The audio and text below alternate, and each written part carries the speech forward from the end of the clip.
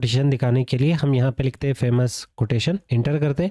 तो यहाँ पे किसी भी एक शख्स के हम कोटेशन कॉपी करते, जैसे कि ये वाला कोटेशन, इसे हम कॉपी करते कुछ इस टाइप का। कॉपी करने के बाद वेबसाइट की तरफ आ जाएंगे और यहाँ पे लिखेंगे Q stands for quotation, enter करते और इसके दरम्यान में टेक्स्ट को पेस्ट करते। किसी भी एलिमेंट के रिलेटेड आपको इन्फॉर्मेशन चाहिए होगा या उसके रिलेटेड आपको डॉक्यूमेंटेशन रीड करना है, तो आप सिंपल उस एलिमेंट पे पॉइंटर लेके जाए, आपको यहाँ पे इसका डिस्क्रिप्शन मिल जाएगा और आपको एमडीएन का रेफरेंस भी मिल जाता। आप इस पे क्लिक कर ले, क्लिक करने के बाद ओपन पे क्लिक कर ले। अब ये जो कोटेशन एलिमेंट है इसे कैसे यूज करना है और इसका काम क्या है, ये आपको ओवरऑल इस डॉक्यूमेंटेशन के इनसाइड मिल जाएगा। तो आप सिंपल किसी भी एलिमेंट पे पॉइंटर लेके जाए, होवर करने से the pay element represents a paragraph, तो डेफिनेशन मिल जाएगा। अगर एमडीएन रेफरेंस पे क्लिक करेंगे तो हम डॉक्यूमेंटेशन की तरफ चले जाते हैं। कोटेशन एलिमेंट का हम यूज करते हैं कोटेशंस दिखाने के लिए, तो यहाँ पे कोटेशन में आपको डबल कोट्स भी मिल जाते। इन फ्यूचर अगर कोई भी इंसान कोटेशन सर्च करेगा तो जाहिर है ये वाला एलिमेंट उसके साथ मैच हो जाएगा और ब्राउजर यही एलिमेंट्स में जो भी कंटेंट होता है उसे एज अ सजेशंस फ्रंट पे लेके आ रहा होता। तो इन एलिमेंट्स का हम यूज करके ब्राउजर को बता रहे होते कि आपको कौन सी चीज कैसे ट्रीट करनी है।